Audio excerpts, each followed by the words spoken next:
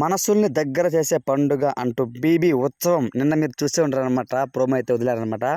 అందులో ముఖ్యంగా పల్లవి Prashanth and Rathika Roche వీళ్ళిద్దరి మధ్య అయితే చిన్న డాన్స్ పెర్ఫార్మెన్స్ కూడా చూసారు మీ అందరూ.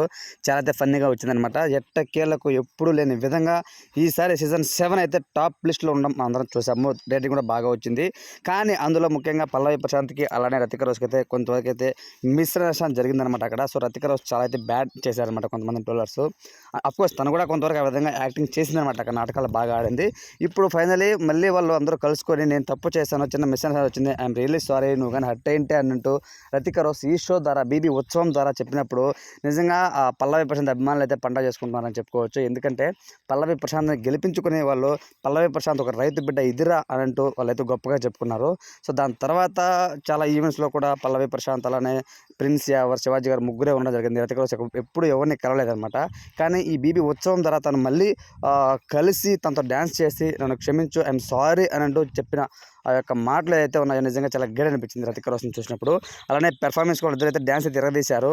అలానే శ్రీముఖి యాంకరింగ్ కూడా చాలా బాగా అనిపించింది. తనైతే పల్లవి ప్రశాంత్ తను సారీ చెప్పిన రతిక రోష్ పల్లవి ప్రశాంత్ సిగ్గుపడుతూ ఉంటే సిగ్గింగ్ రే అని అంటూ ఆ శ్రీముఖి యాంకరింగ్ కూడా చాలా బాగా చేసిందని చెప్పుకోవచ్చు.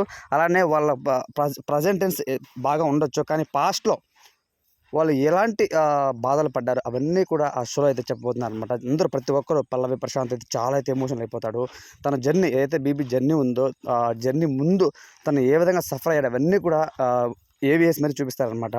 అలానే కుమారి ఆంటీ కూడా వస్తారనమాట. కుమారి ఆంటీ తను రీసెంట్గా అయితే సోషల్ మీడియాలో హాజరు చేసిందనమాట. తన యొక్క వంటలు ఏవైతే ఉన్నాయో 2 లివర్స్ ఎక్స్ట్రా నేను మొత్తం 1000 అయింది అనే ఒక డైలాగ్ కానివ్వచ్చు.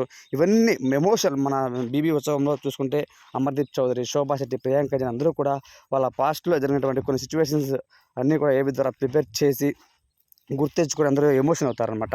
చాలా అయితే గ్రాండ్గా ఉండబోతుంది అనమాట ఈ యొక్క 'బీబీ ఉత్సవం' ప్రోగ్రామ్. ఓవరాల్గా నిన్న వచ్చిన ఆ ప్రోగ్రామ్ మీ ఒపీనియన్ ఏంటి అన్నది కామెంట్ రూపంలో తెలియచేయండి. Thanks for watching.